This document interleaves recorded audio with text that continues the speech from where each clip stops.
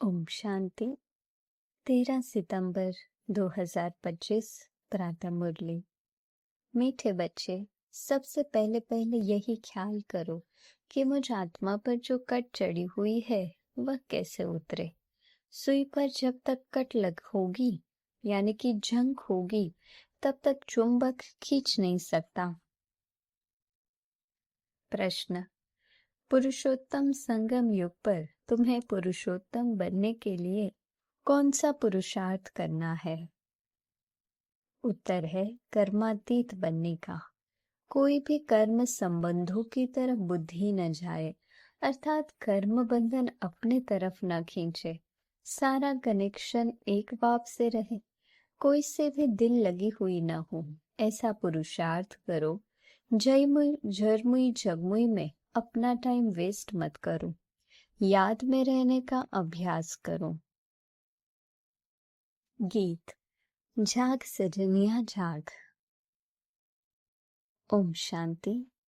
रूहानी बच्चों ने, आत्माओं ने शरीर द्वारा गीत सुना, क्योंकि बाप सभी बच्चों को आत्म अभिमानी बना रहे हैं। तुमको आत्मा का भी ज्ञान मिलता है। दुनिया में एक भी मनुष्य नहीं जिसको आत्मा का सही ज्ञान हो, तो फिर परमात्मा का ज्ञान कैसे हो सकता? ये बाप ही बैठ समझाते हैं। समझाना शरीर के साथ ही है। शरीर बिगड़ तो आत्मा कुछ कर नहीं सकती। आत्मा जानती है हम कहाँ के निवासी है, किसके बच्चे हैं। अभी तुम यथार्थ रीति जानते हो। सब एक्टर्स पार्टधारी है। भिन्न भिन्न धर्म की आत्माएं कब आती है, ये भी तुम्हारी बुद्धि में है। बाप डिटेल नहीं समझाते हैं, मुट्टा यानी होलसेल समझाते हैं। होलसेल अर्थात एक सेकेंड में ऐसे समझाने देते हैं जो सतयुग आदि से लेकर अंत तक मालूम पड़ जाता है कि कैसे हमारा पार्ट नोंदा हुआ है। अभी तुम जानते हो बाप कौन है, उनका इस ड्रामा के अंदर क्या पार्ट है। ये भी जानते हैं ऊंचते ऊंच बाप है, सर्व का सद्गति दाता, दुख हरता, सुख करता है। शिव जयंती गाई हुई है, जरूर कहेंगे शिव जयंती सबसे ऊंच है। खास भारत में ही जयंती मनाते हैं। जिस जिसकी राजाई में जिस ऊंच पुरुष की पास्ट की हिस्ट्री अच्छी होती है, तो उनकी स्टैम्प भी बनाते हैं। अब शिव की जयंती भी मनाते हैं। समझाना चाहिए सबसे ऊंच जयंती किसकी हुई, किसकी स्टैम्प बनानी चाहिए। कोई साधु संत अथवा सिखों का, मुसलमानों का व अंग्रेजों का। कोई फिलोसोफर अच्छा होगा तो उनकी स्टैम्प बनाते रहते हैं, जैसे राणा प्रताप आदि की भी बनाते हैं। अब वास्तव में स्टैम्प होनी चाहिए बाप की, जो सर्व का सद्गति दाता है। इस समय बाप न आए तो सद्गति कैसे हो, क्योंकि सब रव रव नर्क में गोता खा रहे हैं। सबसे ऊंच से ऊंच है शिव बाबा, पतित पावन। मंदिर भी शिव के बहुत ऊंचे स्थान पर बनाते हैं, क्योंकि ऊंच से ऊंच है ना। बाप ही आकर भारत को स्वर्ग का मालिक बनाते हैं। जब वह आते हैं तब सद्गति करते हैं, तो उस बाप की ही याद रहनी चाहिए। स्टैम्प भी शिव बाबा की कैसे बनाया? भक्ति मार्ग में तो शिवलिंग बनाते हैं, वही ऊंचते ऊंच आत्मा ठहरे। ऊंचते ऊंच मंदिर भी शिव का ही मानेंगे। सोमनाथ शिव का मंदिर है ना। भारतवासी तमो प्रधान होने कारण ये भी नहीं जानते कि शिव कौन है जिसकी पूजा करते हैं। उसका ऑक्यूपेशन तो जानते नहीं। राणा प्रताप ने भी लड़ाई की, वह तो हिंसा हो गई। इस समय तो सब है डबल अहिंसक। डबल हिंसक, विकार में जाना, काम कटारी चलाना, ये भी हिंसा है ना। डबल अहिंसक तो ये लक्ष्मी नारायण है। मनुष्य को जब पूरा ज्ञान हो तब अर्थ सहित स्टैंप निकले। सतयुग में स्टैंप निकलती इन लक्ष्मी नारायण की है। शिव बाबा का ज्ञान तो वहां रहता नहीं, तो जरूर ऊंचते ऊंच लक्ष्मी नारायण की ही स्टैंप लगती होगी। अभी भी भारत का वह स्टैंप होना चाहिए। ऊंचते ऊंच है त्रिमूर्ति शिव, वह तो अविनाशी रहना चाहिए, क्योंकि भारत को अविनाशी राजगद्दी देते हैं। परमपिता परमात्मा ही भारत को स्वर्ग बनाते हैं। तुम्हारे में भी बहुत है जो ये भूल जाते हैं कि बाबा हमको स्वर्ग का मालिक बनाते हैं। ये माया भुला देती है। बाप को न जानने के कारण भारतवासी कितने भूले करते आए हैं। शिव बाबा क्या करते हैं ये किसको भी पता नहीं है। शिव जयंती का भी अर्थ नहीं समझते। ये नॉलेज सिवाय बाप के और कोई को नहीं है। अभी तुम बच्चों को बाप समझाते हैं, तुम औरों पर भी रहम करो, अपने ऊपर भी आप ही रहम करो। टीचर पढ़ाते हैं, ये भी रहम करते हैं ना। ये भी कहते हैं मैं टीचर हूँ, तुमको पढ़ाता हूँ। वास्तव में इसका नाम पाठशाला भी नहीं कहेंगे, ये तो बहुत बड़ी यूनिवर्सिटी है। बाकी तो सब है झूठे नाम। वह कोई सारे यूनिवर्स के लिए कॉलेज तो है नहीं। तो यूनिवर्सिटी है ही एक बाप की, जो सारे विश्व की सद्गति करते हैं। वास्तव में यूनिवर्सिटी ये एक ही है। इन द्वारा ही सब मुक्ति जीवन मुक्ति में जाते हैं, अर्थात शांति और सुख को प्राप्त करते हैं। यूनिवर्स तो ये हुआ ना, इसलिए बाबा कहते हैं डरो मत। ये तो समझाने की बात है। ऐसे भी होता है, इमरजेंसी के टाइम में कोई किसकी सुनते भी नहीं है। प्रजा का प्रजा पर राज्य चलता है, और किसी धर्म में शुरू से राजाई नहीं चलती। वह तो धर्म स्थापन करने आते हैं, फिर जब लाखों के अंदाज में हो तब राजाई कर सके। यहाँ तो बाप राजाई स्थापन कर रहे हैं यूनिवर्स के लिए। ये भी समझाने की बात है। देवी राजधानी इस पुरुषोत्तम संगम युग पर स्थापन कर रहे हैं। बाबा ने समझाया है, श्री कृष्ण, श्री नारायण, श्री राम आदि के काले चित्र भी तुम हाथ में उठाओ, फिर समझाओ श्री कृष्ण को श्याम सुंदर क्यों कहते हैं। सुंदर था फिर श्याम कैसे बनते हैं। भारत ही हेवन था, अब हेल है। हेल अर्थात काला, हेवी अर्थात गोरा। राम राज्य को दिन, रावण राज्य को रात कहा जाता है। तो तुम समझा सकते हो देवताओं का काला क्यों बनाया है।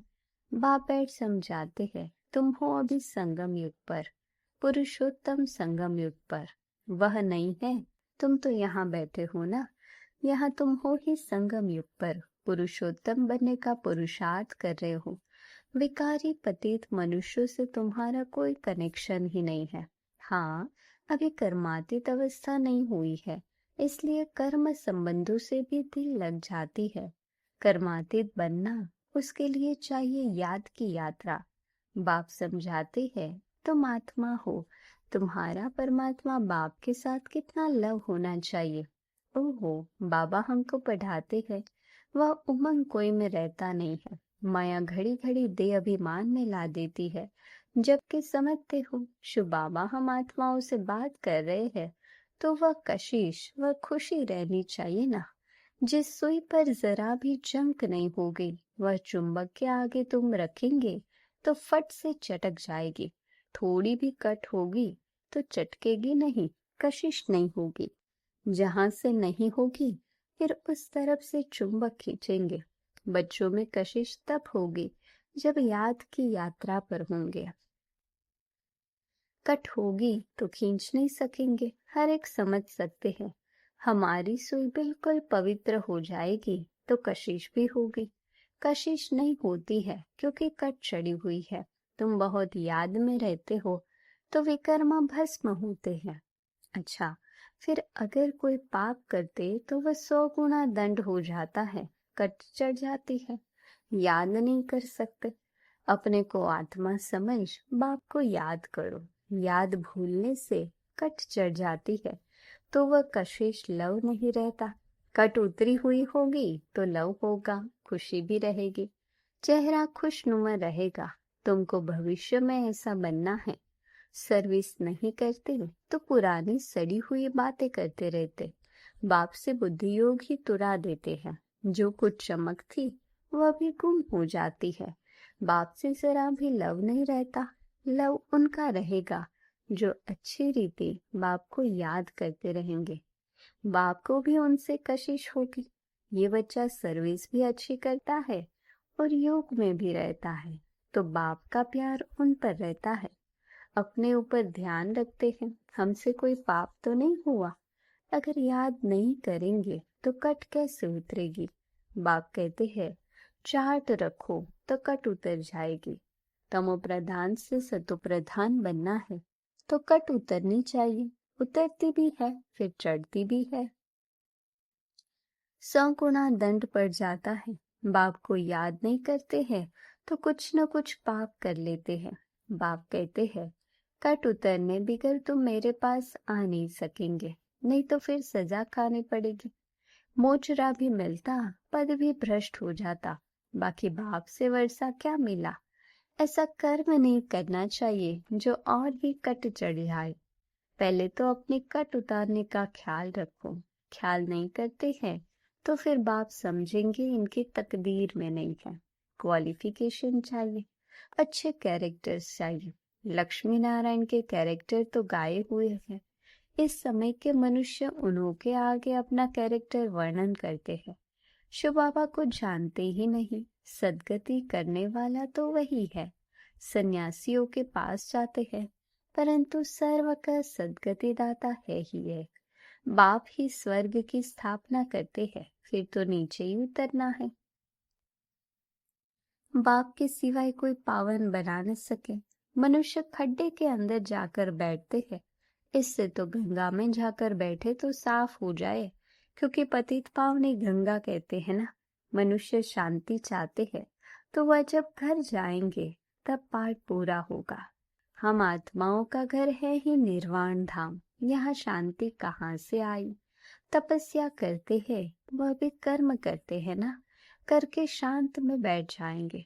शिव बाबा को तो जानते ही नहीं। वह सब है भक्ति मार्ग। पुरुषोत्तम संगम युग एक ही है, जबकि बाप आते हैं। आत्मा स्वच्छ बन मुक्ति जीवन मुक्ति में चली जाती है। जो मेहनत करेंगे वह राज्य करेंगे, बाकी जो मेहनत नहीं करेंगे वह सजा खाएंगे। शुरू में साक्षात्कार कराया था सजाओं का, फिर पिछाड़ी में भी साक्षात्कार होगा। देखेंगे हम श्रीमत पर न चले तब ये हाल हुआ है। बच्चों को कल्याणकारी बनना है, बाप और रचना का परिचय देना है। जैसे सुई को मिट्टी के तेल में डालने से कट उतर जाती है, वैसे बाप की याद में रहने से भी कट उतरती है। नहीं तो वह कशिश, वह लव बाप में नहीं रहता है। लव सारा चला जाता है मित्र संबंधियों आदि में। मित्र संबंधियों के पास जाकर रहते हैं। कहाँ वह जंग खाया हुआ संग और कहाँ ये संग। जंग खाई हुई चीज के संग में उनको भी कट चढ़ जाएगी।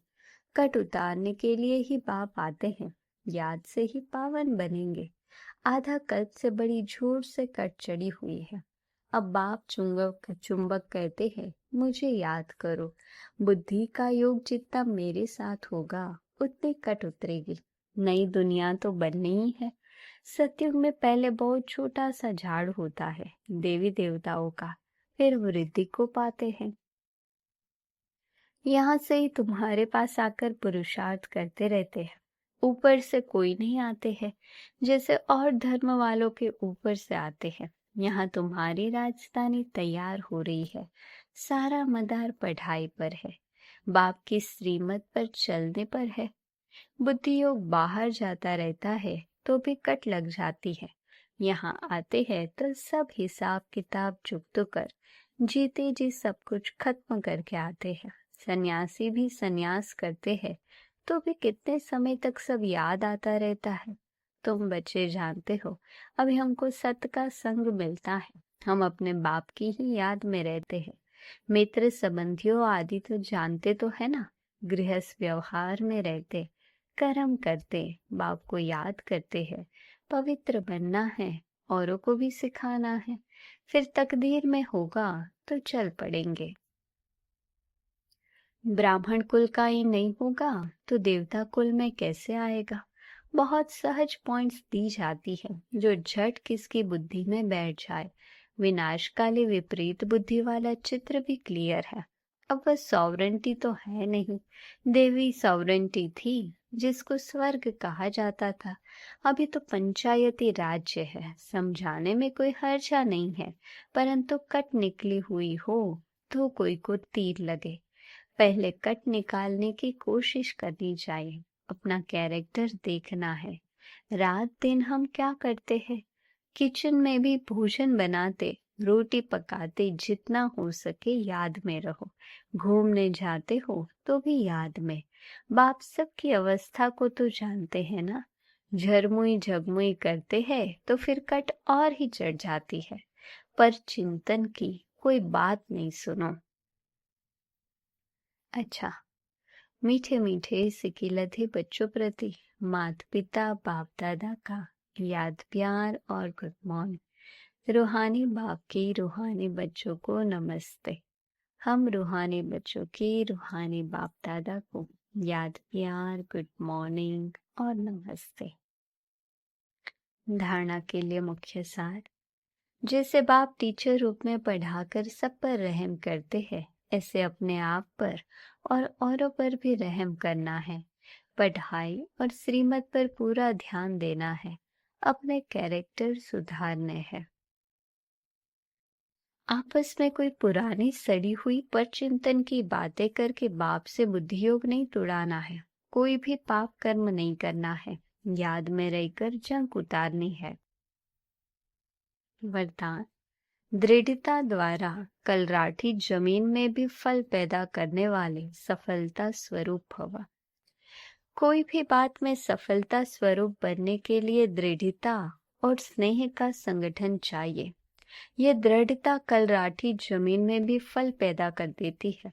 जैसे आजकल साइंस वाले रेत में भी फल पैदा करने का प्रयत्न कर रहे हैं, ऐसे आप साइलेंस की शक्ति द्वारा स्नेह का पानी देते हुए फलीभूत बनो।